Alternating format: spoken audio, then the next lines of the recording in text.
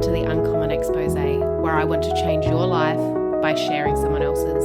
If you've got an open mind, then please join me and my guests as we share their incredible, inspiring, true stories.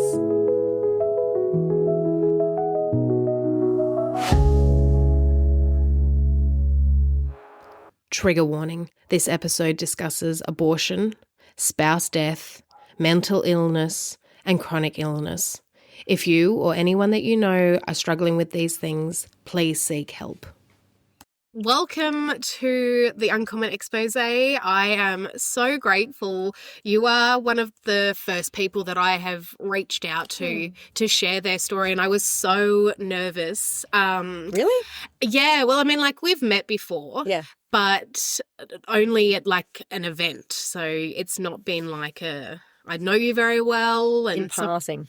Yeah, exactly. And I guess fear of rejection, as always. These stories that I share are never about me. They're about my guests. But there is a like, oh, what if she says no and I look like a moron? Or she gets really, because on social media it can be really like people can be so aggressive and take the wrong point of view. So, you know, I think you're a beautiful person and I don't think that you would have, but there's always that fear that you've been like, who do you think you are messaging me about sharing my life? No That's way. hilarious. So I'm so grateful to you because you were like, yes, let's do this. So I'm very grateful to you for sharing this with me. Oh, thank you. So I will get you to introduce yourself and we'll just start wherever you want to start.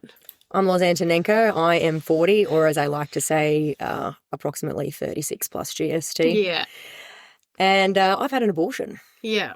So it's not a story I share very often with people in public because it's not a conversation topic that comes up frequently. Oh, how are you going? You know, like, Yeah. you know, I think in terms of my life and the trajectory that it's taken, I've had more major life plot twists than a binge-worthy Netflix series at this point. We could do a series on you, I think. Honestly, it's just, it's insane. And it's not something that I wear as a badge of honor on my sleeve, but it's a testament to the fact that I think when you don't realize your capability and your capacity to be resilient through challenges, when you are faced head on with just situation after situation after situation, it becomes quite the identity spinner for you to realize on the other side of those challenges, oh my gosh, like I did that. Like I got through that. And, you know, the time I made a decision to terminate a pregnancy was one of those times and those moments in time where, you know, I reflect on it with very mixed emotions. Mm-hmm. I was 31 and my husband had just recently passed away from suicide. So Brian had passed away 2 days after my 31st birthday. That was in March 2016. And I was on a work trip not long after that in April. And I had taken one of my work colleagues and, you know, we were good friends and, you know, we'd bonded and we had to go pick up this piece of equipment and we'd been staying together. Anyway, one thing led to another. And yeah, I didn't realise that I'd fallen pregnant. And I remember I was on contraception. You know, we used all the protective measures that you are using at that time in your life when it's very confusing, and that all failed. And I remember I didn't get my period. And it was odd because at this time in my life, my periods were very all over the place. So I had what you would call dysmenorrhea. Yeah. So my menstrual cycles were out of whack. I had, you know, been on and off oral contraceptive, not for contraceptive purposes, to manage PCOS. So I was very used to the fact that I never knew when I was going to get my period. Yeah. It was just my life from the age of 13. I had chronic PMS. I was diagnosed with PMDD, where I'd just be this moody, hangry bitch for 3 weeks of every month. There was 1 week when I actually got my period where I wasn't cranky and horrible. Yeah. And so I was on this trip and didn't really think anything of it. And, you know, weeks went by and I didn't get my period. So, you know, I was just like, oh, well, it is what it is. And I remember it was about week 6 and I was starting to get incredibly unwell. My ulcerative colitis, so I have a autoimmune disease. I have a few autoimmune diseases, which are very common in women. Mm-hmm. It had been progressively getting worse by this point. I think for 3 solid weeks in a row, I just was pooping blood. That's what happens when I get a flare up. Yeah. I always get a flare up around the time of my period.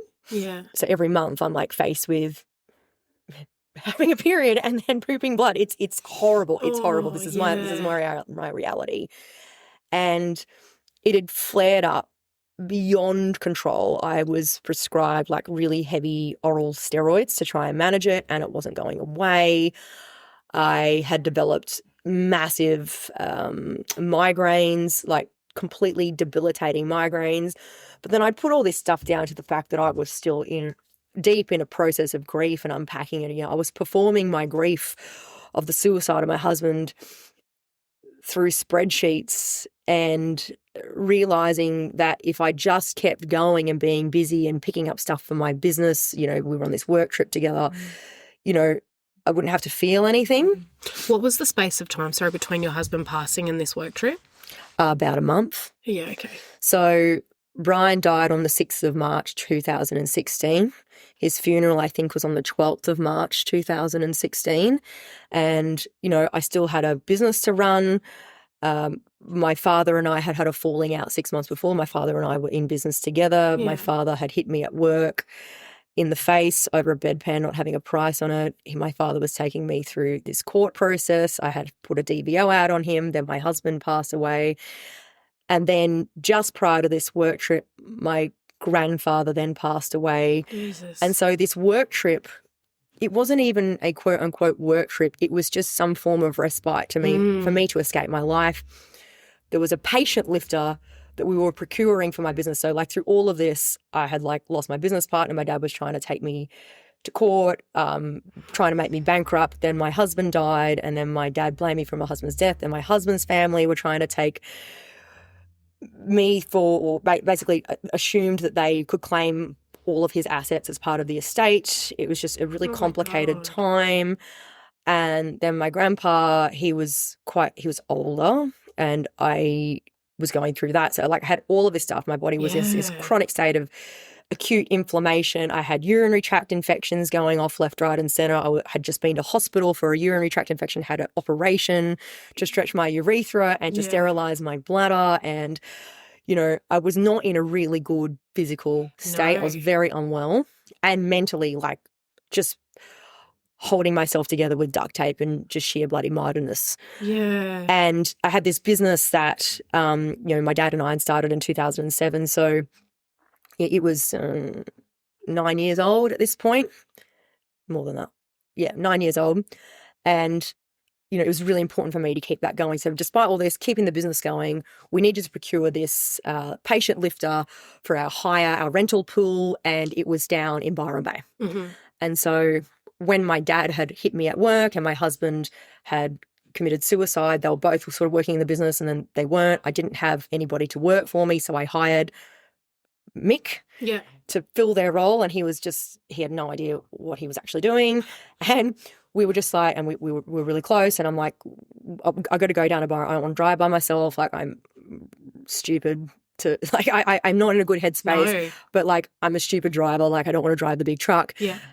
Can you come with me? We'll stay down there. We'll get a place at Byron, and I need to get away. He's like, yep, that's cool. We're good friends. Yeah. And we went and picked up this patient lifter. Yeah.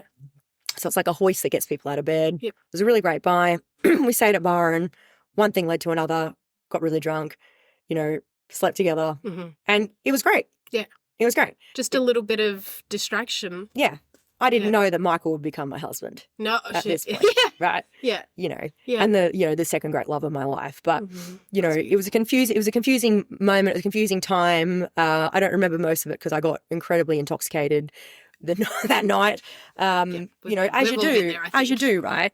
And it was just such an honest break from the bullshit. Having to, when somebody dies, nobody tells you all of the things that you have to do. And especially if they die unexpectedly, and at an age where you're not expecting somebody to die, there is an entire list of things that you have to go through, like planning a funeral, trying to get money out of someone's bank account, because he had he had his own bank account and stuff, getting super, he had life insurance, all of this stuff. It's confusing, it's complex, there were a lot of people involved.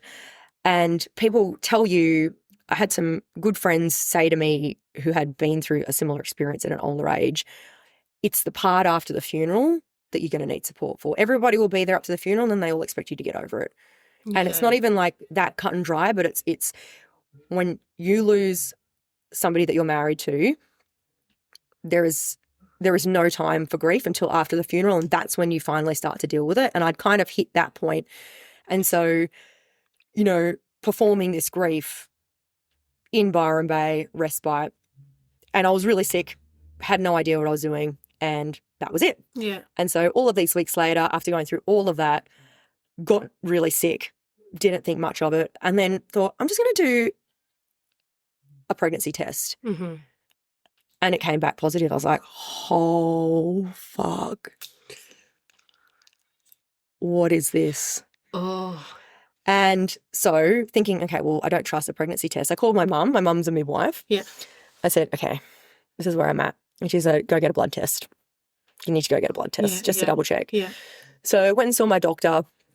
They ask you the usual questions, about pregnancy and stuff. Yeah. And I said, look, can I please get some blood tests? Yeah. And so I was pregnant. Mm-hmm. And by this stage, I wasn't very far into a pregnancy. I was actually only about 6 weeks into this pregnancy. So it was really hard for me to draw that line on like what was stress-related problems that I was dealing with, what was related to the pregnancy. And, this perpetuated for a couple of weeks. And I got to the stage where I couldn't even function. Like I was so incredibly unwell, like physically. And I'm in my head, I'm going, I don't think I could carry this pregnancy. I think this would actually kill me. And that was like a really valid point. Was this your first pregnancy? Yeah. Yeah, okay. Yeah. But just the toll that it was taking on my body, because I was in such a stress state as it was. And I'm thinking, could I even carry this to term? Yeah.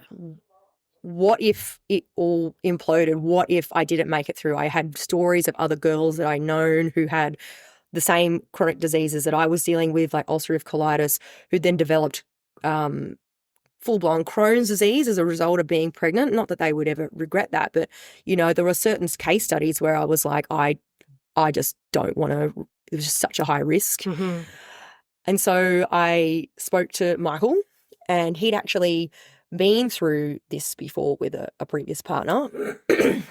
So, he said, look, I know a really great place if this is what you want to do. Like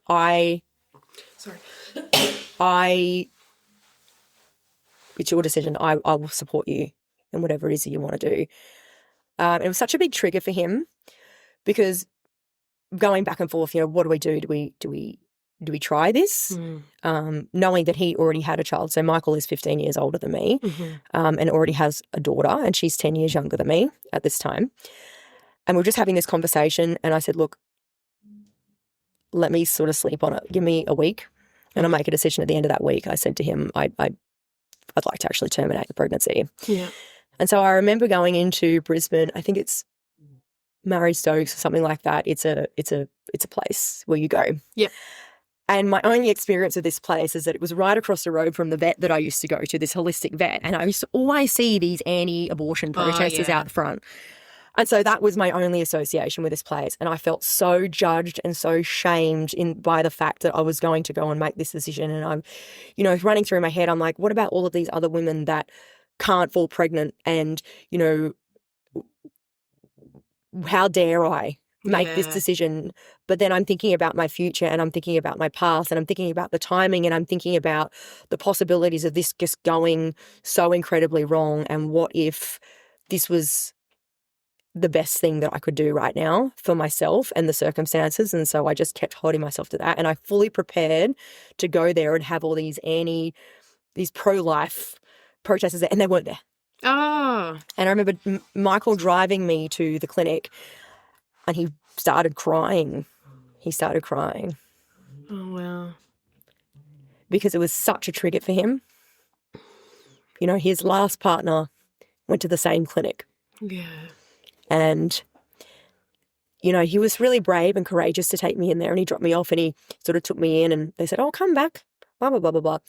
So, yeah, I remember going in there and they were really nice and filling out the paperwork. Had no idea what I was going in for. Mum kind of explained it, but, you don't really know it until you go in there. And I remember having the procedure and waking up when they give you the curette, and I just remember this massive sigh of relief that felt really burdened by this, oh my God, what have I done? What could this have been? What could this life have been like with us and this child potentially? What if it didn't work out anyway? What if my pregnancy hadn't carried through to full term anyway? And I remember going back home and I bawled my eyes out for like 3 weeks straight. I was just so mentally tormented. I think the weight of the decision felt so much heavier because of all of the other things that I had weighing down on me. The funeral had happened. My grandpa had just died. My father and I hadn't been talking, my entire life up to the day that my dad hit me in the face at work was engineered around this man's expectations and belief systems, and all of the things I'd ever done were all to please my dad and earn his love and his trust. And so I'd lost my dad, I'd lost my husband, I'd lost my grandfather, I'd lost the 3 strongest paternal figures in my life. And at that point, I'd lived by a very masculine system of achievement and defined myself through my intellect and my ability to drive and push and strive and hustle. And here I was, figuratively and literally collapsed in a heap, unable to function. And Michael was just there. And I mean, he was confused. We had our moments and we would argue over things. But then I ended up going to Sydney not long after that, after the 3 weeks. And I had some work. I had a workshop or something on that I was doing. I can't even remember what it was. And I was really close to Michael's daughter because, she was actually closer in age to me than I was to him. Yeah. And I got this call from her in Sydney. I was going on a walk in the morning before I had this event. And she called me. She said, I have to tell you something. And I remember sitting down and she goes, I'm pregnant. So this is literally like 3 weeks, do you know what I mean, after I terminated pregnancy. And, she was in a relationship with this guy. He was lovely, very quirky guy. And Brittany, this is my stepdaughter's name. So I just said, what are you going to do? And she goes, I don't know. I think that I can do this, only in her, 21 years old. Yeah. And it's interesting because I reflect on Brittany and how she came into the world because Michael was in a relationship with Brittany's mum. Michael was a touring musician in his 20s, no care in the world, no responsibility, left home at 15, toured with these bands for years and years and years, getting into clubs illegally, sex, drugs and rock and roll, sleeping with lots of women. I mean, that's what you do, right, when you're on the road. And he had this girlfriend and, grade A Klingon. And, he never really wanted to settle down with her, but she fell pregnant to him by ways where he was very upset that it had happened. There was a little bit of non-truths. Deceit? Yeah, I don't even know if that's a word to use, but, she stopped taking contraceptive pill and didn't sort of tell him as far as I understand. And she fell pregnant and, they had a baby together, and that was Brittany. And so Michael was a father around the same age that Brittany fell pregnant. And, I remember having these family conversations, and it was good because, I was able to have these really great mature conversations with her. And she decided that she was going to have a baby. And so, Brittany gave birth to baby Amity, and it was just so exciting. And I got to, become GMA. Mm-hmm. And so Amity was born on the 1st of whenever it was, I forget, 1st of April actually. So it must have been after April, but the timing is just, this whole part of my life is such a blur. It was all weeks and weeks we're talking here. Mm-hmm.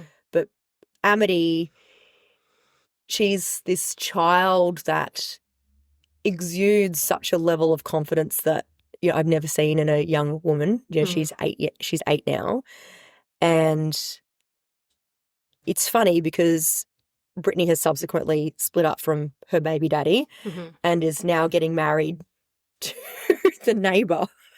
Their old neighbour. So, she's sort of shacked up with their neighbour. And it's funny, watching history repeat itself, But for the benefit of Amity, who, is this young girl finding her way, she's got such beautiful people around her. She's got all these adults that have all reparted, and she's got all these cousins and this massive extended family. And, I look at her, and even though we're not biologically related, she is more like me than any other person in her family. Like, she's really bold and loud, and, she loves to dance and sing, and she carries on, and she tries lots of things even when she's scared. She does acrobatic, like aerial gymnastics and stuff. And so, I used to want to do that stuff as a kid, wanted to do cheerleading. But, I did dance and gymnastics and acting, and, it's really great to be able to have that maternal input somewhere.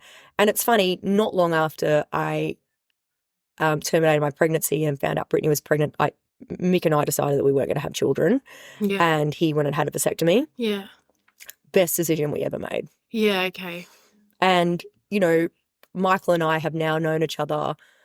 We got married on July the 4th, 2017. Yeah. In the middle of the Grand Canyon. It was a very random, we had no plans to get married at all.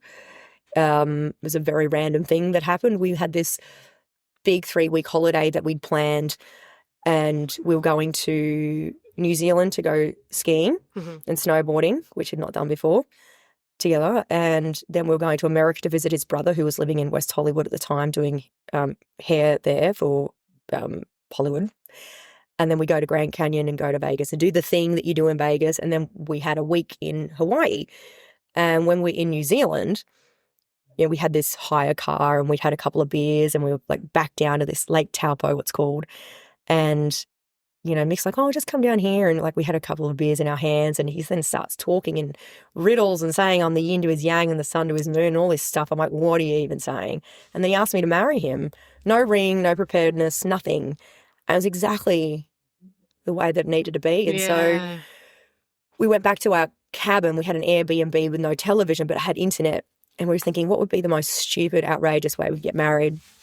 And we're looking at all these things in these wedding packages, and it came up like, catch a chopper to some place in the Grand Canyon we can only get, that's only accessible by chopper. And they have permission from the owners of the land, who are Indigenous people. And, get there, do all that. It's at a package, have a photographer and everything. And we're like, let's just book that. And so we did that. And, the next week we're flying out to America, and we didn't tell anybody. We basically eloped. And, he got a ring from the pawn shop that's on the show on TV. They weren't there. And, we got married in the Grand Canyon on Independence Day. Yeah. And there were fireworks because it was Independence Day. So we had like all these fireworks. It was amazing. And then our honeymoon was in Hawaii because we were going. But it's, I guess the whole experience of our relationship and what it represents is that we experienced so much trial and pain and suffering at the beginning of the time that we met each other. I met Mick in 2014 working at the same place that I met Brian, at the Ipswich PCYC. And I was teaching Zumba and Mick was teaching music, and we'd sort of seen each other for years and years and years prior to that. Never really knew each other's names, and then met and became really good friends. And, going through the suicide of my first husband, my dad hitting me at work, the death of my grandpa, me being sick, terminating a pregnancy, the other illnesses and diseases that I acquired over those years, and medical acronyms after my name. We climbed Mount Kilimanjaro together. That in itself is insanely challenging personally and as a couple. Yeah. And then the way that we had our wedding, like, it basically set the tone for our entire relationship. And so here we are, over a decade after we met, and we just lived this amazing child-free life. And so I still have Brittany. She's getting married next year to the neighbour. Yeah. They want to have a child together. And you know, I get to see my beautiful granddaughter, you know, whenever I get to see her, you know, hanging out, doing fun stuff. She gets to see the best of me and experience Gma and Popstar the way that she needs to get that side of her life, you know, fully engaged and immersed in fun. Yeah. And Mick and I just live in this state of constant random joy and happiness, and we manage through all of the difficulties.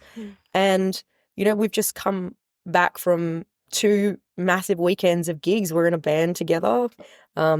You know, I sing backup vocals sometimes, and, you know, he plays drums, and our life is highly unpredictable. I mean, we've engineered it in a way where there's just no space for kids. We have two-seater vehicles. Yeah. You know, and it's interesting because I think when society throws expectations on you, especially as a female, you know, who are you? What are you supposed to embody? And deciding to go against that, even though there's this constant expectation. I remember for many, many years, people were like, you're going to have kids. I'm like, no. Oh, no, you'll change your mind. You'll change your mind. I was sick and tired of those fucking comments. I constantly was getting people saying, oh, no, you'll have kids. And I'm like, no. Even as a girl, kids were never in my life plan. Yeah. Having children, it was never, ever in my life plan. I never used to play with dolls. Like, if you gave me dolls, I'd chop their hair off and give them tattoos and nipple piercings. Oh, that's so You know, good. my sister found a Barbie doll from when we were kids and re-gifted it to me on my 40th birthday. It was the best present I've ever seen. She wrapped it all up like I had no idea it was in there, and it was just this demented Barbie that I just completely maimed.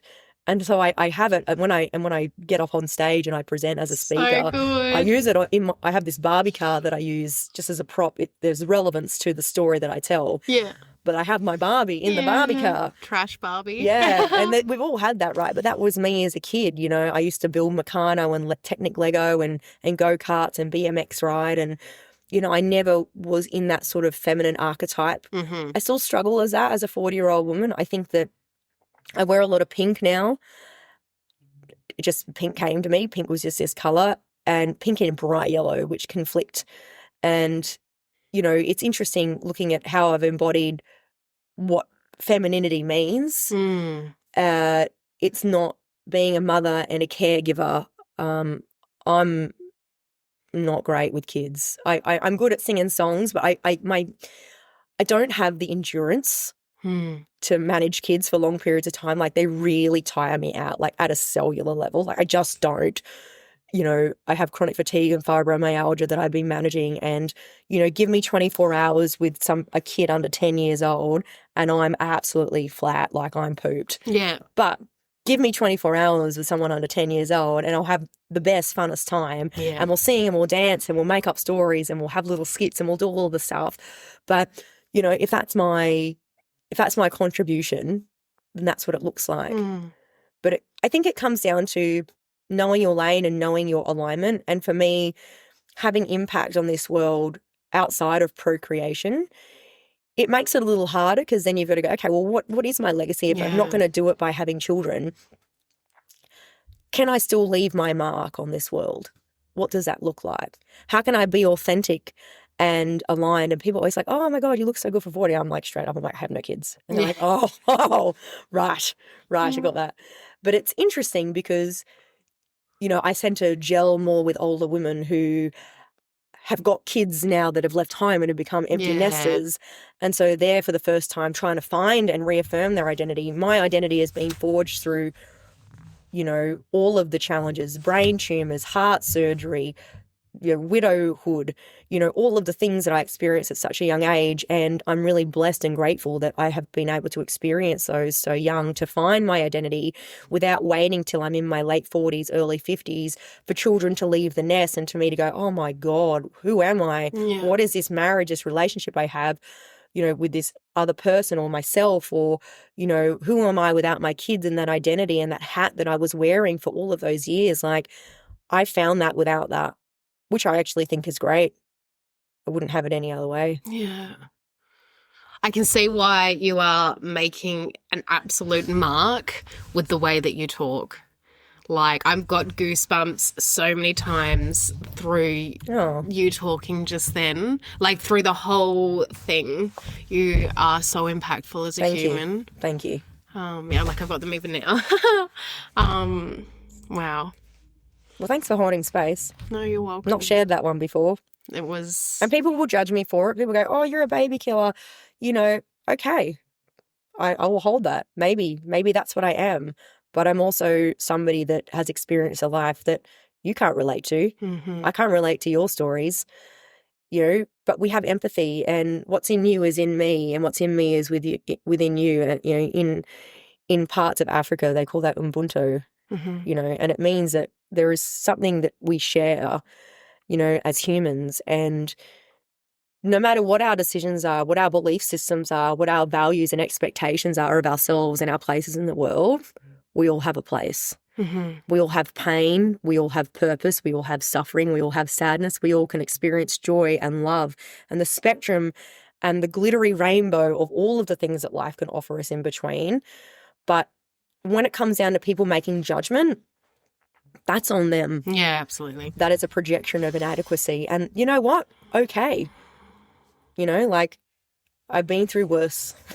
Yeah, your shitty little opinion from your shitty little but computer. It's not even like, you know, people, I don't invalidate people's opinions. Like, people will, you know, cast an opinion from a guise of anonymity behind a keyboard, typing vehemently.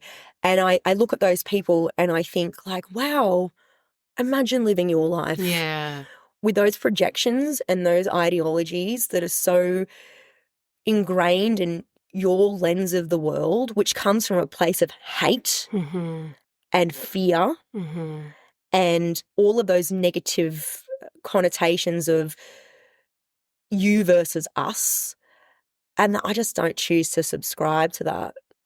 You know, you can coexist with those types of people and those opinions, but I will always think that that person is just, they're so inadequate with themselves that they just have to project that because they don't know how else to manage it. I was once one of those people, you know, not behind a keyboard, but, you know, I think that rather than letting life beat you down, you know, does it make you better or does it make you bitter? And I think that at the end of the day, if you can allow all of these experiences that we have as these spiritual beings in this human experience, and, you know, we can all learn from each other, and sharing can be a permission slip for somebody else. Go, oh my God. Yeah. Wow, I feel so seen and heard right now. Maybe this is the key I needed to unlock something inside of me to maybe share something and pay it forward. And that's really what life is about. Yeah. I agree wholeheartedly. I agree. Yeah. Thank you. Thank you. So I always like to finish the podcasts with, if you could either go back in time and visit younger Loz and share a piece of advice or guidance, or perhaps someone who's going through a similar situation as what you went through. It might not be exactly the same, but what would you love to impart to them to help them and support them through that journey? What a great question. Thanks. There is nothing so hard and heavy in your life that you've either gone through, are going through, or will face sometime in the future that is so intense that there isn't a time, a place, a space, or a face for you to share that with. Yeah. Through sharing, we learn and we cultivate collective consciousness where we can bring all of our pain, our fear, our suffering, our grief cases into reality and manage them through the power of narrative. Talking therapy is such a powerful tool. Yeah. Whether it's that you're going to share it like this or you're going to share it by writing something, there's always a time, a space, a place, and a face for you to do that. And maybe that time isn't now. Maybe the space isn't here. Maybe the face isn't right. Maybe the place hasn't manifested in your life yet, but that time will come. That's so, perfect. Perfect. Thank you. Yeah. Well, thank you so much for coming on, first off, as I said in the start, and being so vulnerable and sharing this journey with me. The amount of abortions that women have, I don't know the statistics, but I know there are lots of women who have a lot of shame surrounding their experience. And I think that the way that you have approached your life and that situation and have come out so incredibly blissful as a human now is going to really help some women who are feeling really alone. So thank you. Thanks. It's been an honour and a pleasure. And I can't wait for more people to hear this. Yeah, absolutely. Thank you so much for joining us today as we share these stories. Make sure you follow us on social media at UncommonX and hit subscribe. You can always DM me with any questions or follow-up information you would like from any of my guests.